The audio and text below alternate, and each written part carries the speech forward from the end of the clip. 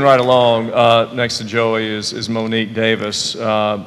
Monique and I share the honor of being small business people. Monique's story is very interesting. I'll let her, of course, tell it. She's from Washington, D.C. She has opened a wonderful restaurant called Lumpkin's Barbecue in South Jackson. And Monique will be speaking on the leadership dance, knowing when to lead and knowing when to follow. Monique? Thank you, Jack, and thank you for inviting me. I appreciate it. I'm honored to be on this panel, and I look forward to reading your books. A little bit closer to the mic. Hopefully Monique. You'll sign it for me. First, I'd like to tell you a little bit about who I am. Of course, where my restaurant is located is at 182 Raymond Road in South Jackson. Come by for lunch. I'm a native of Washington, D.C., but I'm falling more in love with Jackson every day. I've been here for 3 years. I'm an artist. Is there such a word as very married? Very, very happily married wife, a mother of 6 children ranging from the age of 4 to 15. I am a former stay-at-home mom, a business graduate. I have a CPA, and before I started my life as a stay-at-home mom, I was an affordable loan officer for the only bank in the United States that makes affordable cooperative business loans. So I was traveling the country making loans to artist co-ops in Berkeley, to farmers co-ops in Mississippi and rural parts of the country. So I have a diverse business background, which gave me all the tools that I needed to take this crazy entrepreneurship roller coaster ride that we are now on. I like to share some assumptions that I have made about you, my wonderful audience. My first assumption is that most of us are wise and well-seasoned, probably already established leaders in the community. So I won't be spending a lot of time talking about how to be a leader. I think in this part of our journey, it's probably a lot more difficult for us to become followers. So the skill that we need to negotiate the two roles between being a leader and being a follower is listening. And I like to give you a definition for listening that I try to share with my wonderful husband. Hearing is the ability to process sound vibrations and convert that into a message that your brain will understand. Listening is the ability to hear and then let yourself be changed by what you've heard. So a real life example is I'm living in an old house that doorknobs are missing on several of my doors. And I know my husband's heard me when I've asked him to replace these doorknobs. But has he listened to me? Debatable. Okay. Just punked out Melvin. I can't believe you did that. I did. Did they get fixed? I did. Huh? Did they ever get fixed? No. Oh. Okay, so I'm going to give you 3 real-life examples of ways that we have negotiated the dance. Sometimes we led too long, sometimes we followed too long, and at this point in our evolution, I'm hoping that we are negotiating the transitions better. So we moved from Washington, D.C. We had our competitive analysis in hand, our market information, our demographic information. We had the best barbecue in the world. We were ready to take over Jackson. And then we had the honeymoon period of the grand opening, and life was beautiful. And then the reality of running a restaurant every day, day in, day out, dealing with employees, negotiating between vendors, hit us. And we said, maybe we didn't know what we thought we knew. We had to reevaluate our product mix. We thought that we had time-tested recipes, which were the origin of my father, who was a restaurateur in Washington, D.C., but Washington, D.C. and Jackson, Mississippi are not the same place. The palate here is different. The expectations are different. And so we had to adjust. So we came in leadership mode, ready to take over the world, but when the financial reality of where we are began to set in, and financial reality often makes a soft bottom. So when that reality started to set in, we said we might need some help. So then we shifted more into a following mode.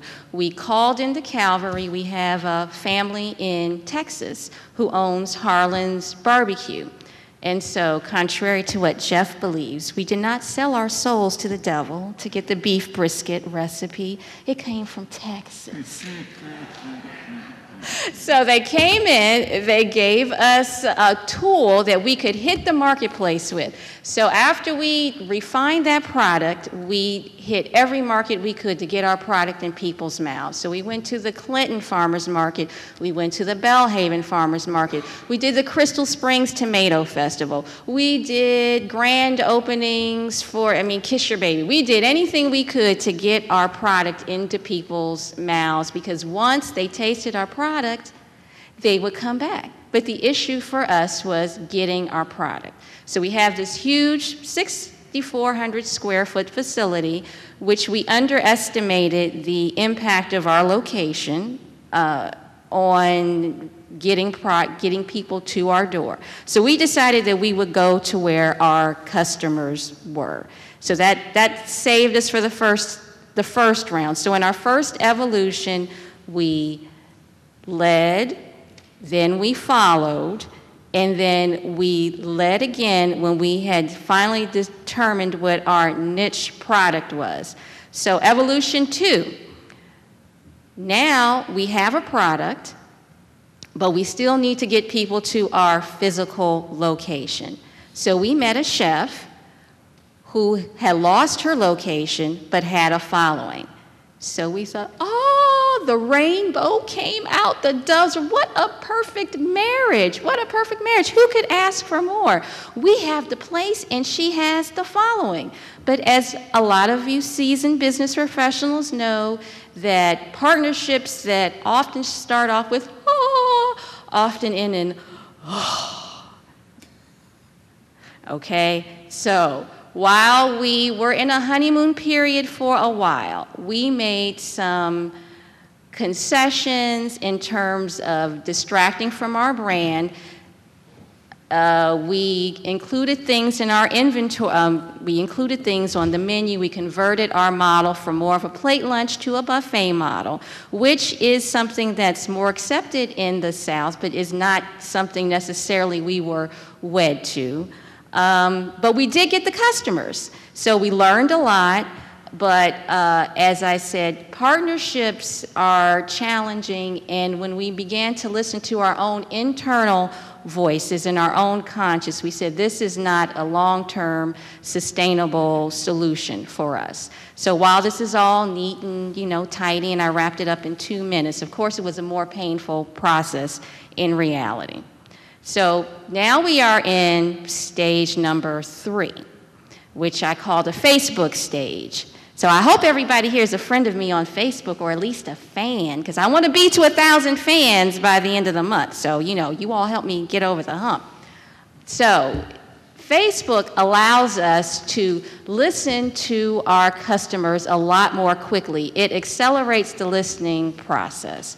And we're changing our tempo in order to react to what our customers are telling us. We are getting ready to open a drive-through because primarily we're open during lunch now, but we are missing a lot of our customers because they have needs that require us to be open later. So hopefully that'll be coming in a couple of weeks. We have simplified our menu offerings to continue to offer what people want to eat, but we want to have a quality product that's unique in the market, and we think we have achieved that. We are still working on how to deliver it to our customers in a way that makes it convenient for them, because ultimately it's about you. Ultimately it's about the customers. If we don't have customers, we're not in business, and we don't have enough. We don't have enough. So we need to continue to fine-tune those things. So I would say that other ways that we have, let's see, well, I won't say thrive. We have survived this economy is to take the focus off of ourselves, is to find ways that we can contribute in the area that we're in. Because I'm saying as an entrepreneur, you know, you might as well have fun if you're broke. You might as well have fun. So I want to make my place someplace where I enjoy being. I want to make it someplace where my employees enjoy being. So we have live music every day. We are connecting with the arts community. I see Miss Wilson. We're getting ready to organize a fundraiser to get the fib in the hand of every inner city child in Jackson, Mississippi. I'm committed to the public school system. I see Miss Tracy there. I used to be a belly dance teacher.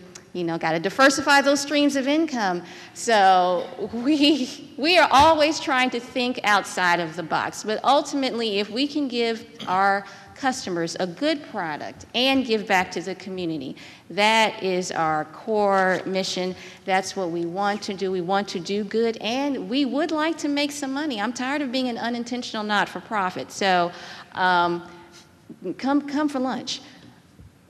But ultimately, I would say that it is in the giving that we receive. And if I could say anything, is that when times get tough, try to focus. We have to have a product, but try to focus on ways you can help, listen for ways you can help, and hopefully your product would be the tool that will help that process. Thank you. Thank you, Monique.